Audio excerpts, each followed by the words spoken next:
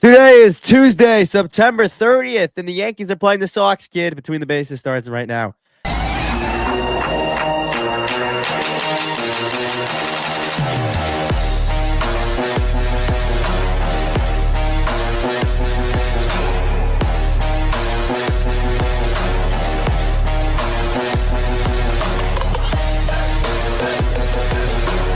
Hello, everyone, and welcome back to an episode of Between the Bases podcast. My name is Noak. Alongside me today is Daniel Halleckman, DH. I'm going to call you that from now on. How's it going, DH? It's going great. Excited. Big series coming up. Red Sox, Yankees. Yeah, so DH here is a fan of the Sox. So, it's only fitting to talk greatest rivalry in sports, playoff preview. You got a Yankee fan here and you got a Sox fan here. So, I was actually in Fenway Park over the summer, for a tour, Southern Green Monster, and parked my car at Harvard Yard, as they like to say up there in Boston. So, what are your expectations for the series, coming in, it's Yankee Sox? It's going to be a good one, but I think the Red Sox, they got to win game one, obviously. Crochet on the mound. They're going to have to be able to hit the lefties, free Rodon. It's going to be a big key to the series. And, just got to limit the offense. Judge, Stanton, going to be big. Yeah, you mentioned toughening the lefties. You gotta play well against the lefties because that's all the Yankees are gonna give you. Except Game 3, which are gonna be Schlittler. You gotta win the lefties, and the Red Sox mash lefties. I'm scared about that. Yankees also mash lefties, but not to the same degree.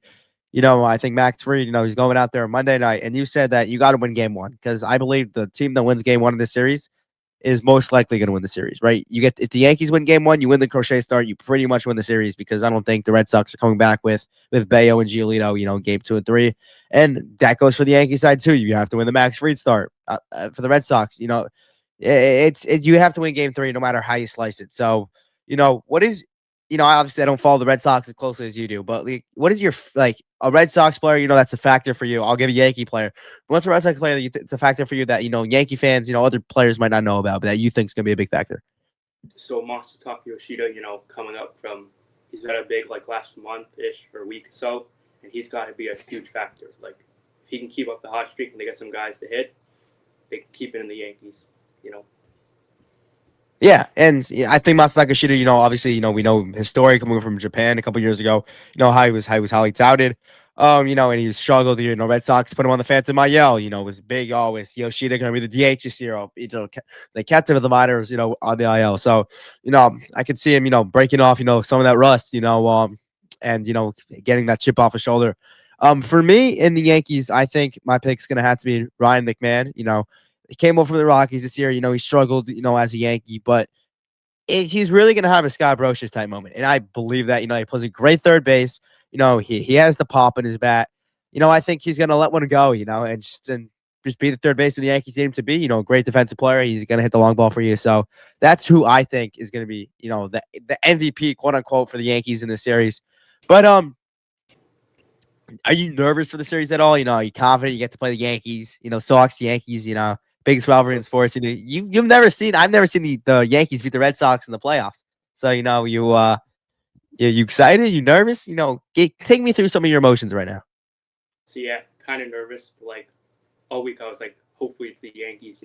Exciting, big rivalry. Usually they play well there this year. Red Sox, they play well against the Yankees this year. And we'll see what happens. Yeah, tough for the Yankees to lose the division, but we'll see. Yeah, you say it's tough for the Yankees. Obviously, now you got to play the wild card series, and you risk losing the wild card series. But you win the wild card series, and the teams that not last year. Obviously it was Yankees, Dodgers, but the teams that normally win the wild card series tend to go on to the World Series. I think this Yankees team is the best team in the AL. They're the most talented team in the AL. I don't think anyone's going to take that away from you. But I think I'm a little nervous for the series, right? Obviously, I saw the Yankees go to the World Series last year. No, they lost Juan Soto. They ended up with the same record this year as they did last year with Juan Soto. It's kind of the nerves gets you. And it's kind of like if you don't finish the job here and you lose to Boston, really two teams have gone to you all year, and that's Boston and Toronto. If you lose to one of those teams, it's over. You got to sit there and face the music that you couldn't beat those teams. Obviously last time we played each other, Yankees dominated the series. They didn't win the crochet start, but they beat up on crochet. And I think that's going to be a big factor in the series. The fact that the Yankees, it's their fifth time playing Crochet this year. It's their fifth time. Crochet is a really good starting pitcher. My opinion, he's the AL Cy Young. But like facing a team for the fifth time in the span of a year, in the span of a season, it's going to be hard for him to shut down the Yankees. I think the Aaron Judge, as much as we want to say it or not, Aaron Judge is going to have a big postseason, right? He's going to break out of his slump. The narrative around him has been he's a horrible player in the postseason. Oh, he can't hit when it's clutch. Oh, Mr. Low Leverage, Aaron Judge. He, in my opinion, is going to have a great postseason, and I think that's all the Yankees need to have to win the World Series is him and Stanton go crazy. So, any thoughts on Aaron Judge? His postseason struggles. Where he's at. How's it going with him? I think limiting Judge is going to be like huge for the series. Yeah, basically they got to shut him down, and Stanton also has had a great year this year. They got to just limit the offensive guys, just driving runs that the Red Sox are doing all year.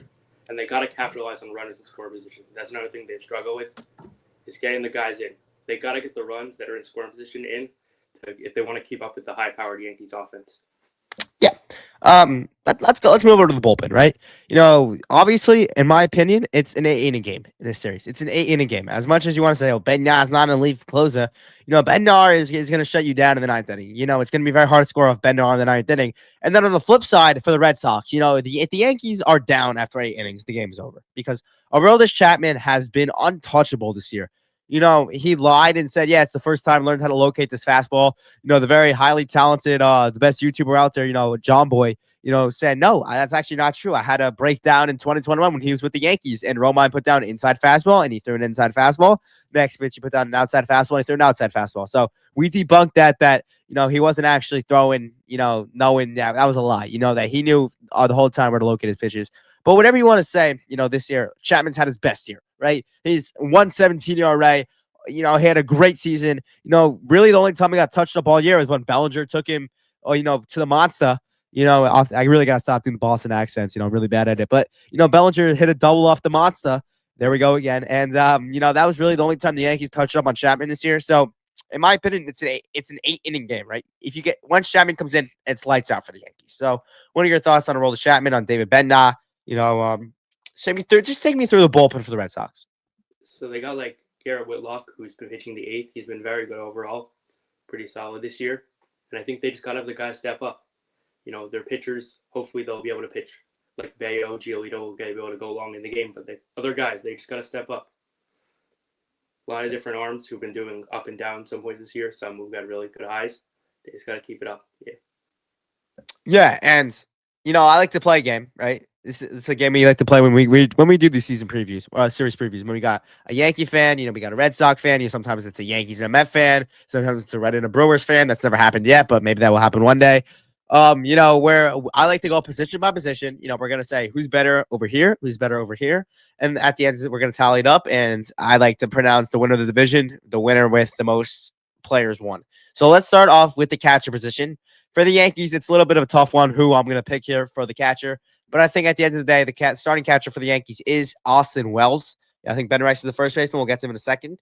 So we got Austin Wells versus Carlos Narvaez. In your opinion, who wins that matchup? I think it's pretty tight. I think Wells probably is a bit better, more experienced, than Narvaez. But Narvaez had a great year. He's another guy who's got to step off offensively if the Red Sox want to keep it in. Playing against his team that traded him this offseason. These other guys gonna have to have a big series. Yeah, I'm going to disagree with you on that. I know both Yankees farmhands. I think Carlos Narvaez is a great catcher. I don't think Austin Wells is all that good. So I think Carlos Narvaez is a better catcher. Obviously, he hasn't done it in the playoffs, but if I said, oh, Austin Wells has done it in the playoffs, then we're going to be here a long time because the Yankees would win the whole thing because no player on the Red Sox except for Bregman has experience in the playoffs. So I'm going to give it to Carlos Narvaez. You want to flip the vote or we're just going to leave it as tied? I think you'd probably watching him more, so you'd probably know better. Yeah. All right. So Red Sox are up 1-0 in the series. Next up, we got my boy Benjamin Rice, Ben Rose. And against I think it's Nathaniel Lau was your starting first baseman. I think it's gonna be a different. They're gonna switch it up to get the lefties in the lineup. They have a few guys who hit lefties really well, like Romy Gonzalez, Rob Refsnyder, who've been hitting them well all year. They're gonna be keys to this series. Playing against the Yankees, good lefties, and if they're gonna want to win, Romy's had another guy who's been hot like the last few weeks. He's got to step it up. But you think he's better than Ben Rice? I mean, Brent Rice had a great year this year. and I think that the Yankees' offense just overall has been better, but the Red Sox have like depth that's kept them in this game. Some surprises, stories had a great year. We'll get to them later. Yeah, I think Ben Rice is a better first baseman than whoever you're going to trot out there for the Red Sox. Obviously Ben Rice had 25 homers this year. Pretty good season. His expected batting average was high. Pretty good season for Benjamin. So I'm going to go Ben Rice. So we're tied at 1. Going over to second base, it's my boy Jazz Chisholm Jr. versus I think it's David Hamilton. I saw that correctly, or So probably Romy's going to play second in the series. They'll probably move some guys around. Soger will get in there. Hamilton. It's like a committee basically at first, second, and probably who's the Yankee second? Who's the Yankee second baseman? Jazz Chisholm Jr. Oh yeah, so I think we know who's going to win that matchup. Yeah, so the Yankees are up 2-1. Obviously, Jazz won 30-30 this year. We're now moving over to the right side of the infield. Obviously, we got my boy at shortstop. We got the kid that was promised to us. So the next, Derek Jeter. Oh, number 11, Anthony Volpe. And then we got your shortstop, number 10. They call him TS10, Trevor Story. I think this is an easy one. I don't want to really waste time on this. I think it's Trevor Story, and I don't think you can come up with an argument for Anthony Volpe. Yeah, Trevor Story, who was like hurt all last year, had a bit of a rough first month, and then it's been on a skyrocket since. Yeah, all right. Then our next couple of picks are gonna be really easy to make. Right now we're tied at 2. Moving on to third base, another easy pick to make. I'm taking Alex Bregman any day of the week over Ryan McMahon. Yep, Alex Bregman, big acquisition, has the most experience, only guy with playoff experience on this team. He's played in the last 8 postseasons with the Astros. Big time player, knows the Yankees pretty well. See how he does. Yeah, and moving on to the outfield, our right fielder. It doesn't matter who you have because we have the best right fielder in the game of baseball, and that's not up for debate. It's Aaron Judge. Yankees are up. No, Yankees tied 3-3. Yep, Aaron Judge.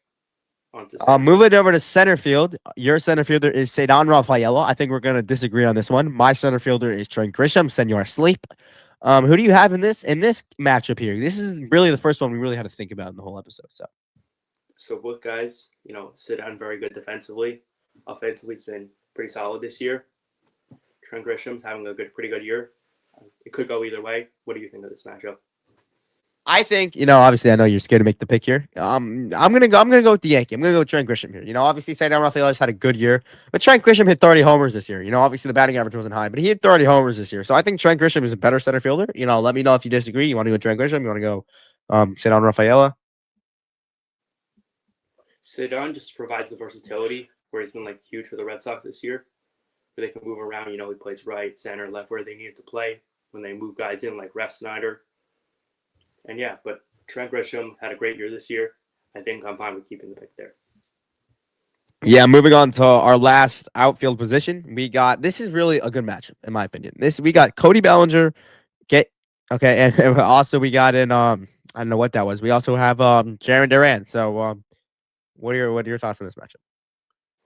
Cody Bellinger had a great year this year. I think Jarren Duran's got to win this one. He's been a key part of this Red Sox offense. Overall, playing all over, stealing bases, base running. And yeah, just the power, decent, playing a bit better than last year. Offensively, he hasn't been good, but I think that he's going to come alive this postseason. Feels the lights, the Yankee Stadium. I think he's a big-time player. He's going to make big-time plays. Well, I'm gonna pull up both the numbers right now and put them side to side because I don't want to make it. I don't want to make a decision just yet. Without going over the numbers. I have Bellinger's numbers in front of me, but I just gotta compare them to Jarren Duran's. Here we go. I mean, I can put it on the screen, but let's put it on the screen. It's gonna take me a little bit of time. But Cody Bellinger, he had a 5.1 WAR this year. He played in 151 games. He sat sometimes, barely sat, played a lot of the year. I didn't say it to myself. That's a problem. But Jarren Duran, obviously, we all saw a story on the Netflix documentary. I'm sure you watched the Netflix documentary this summer. I'm sure you did. Did you watch it? Yeah, obviously, it was a great story. Obviously, all he's been through. I think he's a great ball player. I think he's one of the fastest guys in the league. It's a lot of inside the Barkers. I mean, he's only have one, but here are the stats. Pulling them up.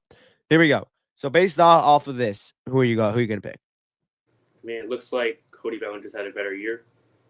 Duran's provided the versatility. Based on this, it looks like Bellinger, but I think that I don't know.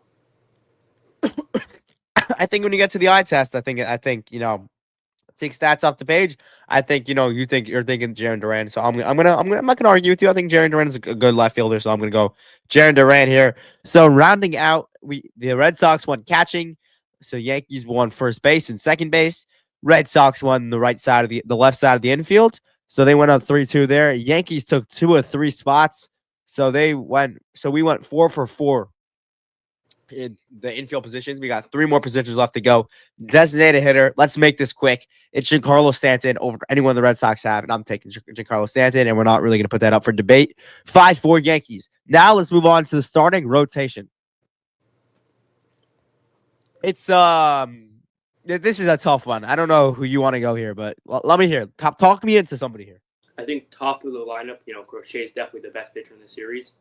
He's going to be key. I think overall the Yankees got better depth. Red Sox got those guys, and those they're gonna have to step up. They had some young guys in the like Tolley and Early who've been pitching well so far in the last few weeks. Just got called up. We'll see what happens. They might not pitch the series. I think Bayo is going to be huge. Game 2, youngish guy, not having playoff experience, been a key arm for them the last few years. And it's going to be his first big test. The Yankee Stadium lights, big time rivalry. And, Judge hit him well. We'll see what they do against him. Yeah. Obviously, the Red Sox got the big 3 in Crochet, Bayo, and Lucas Giolito. Yankees have Farid Rodon, which were 2 ones right there. Schlittler's look good all year. Will Warren, obviously, had an up and down year, but some of the starts were good, some of the starts were bad. I mean, that's normally how it is with a pitcher. And Luis Hill. So I think the Yankees win the starting rotation, so they go up 6-4. So it doesn't really matter, but I think I'm going to give the bullpen to you guys. I don't think the Yankees have a particularly strong bullpen. They've got great names in that bullpen.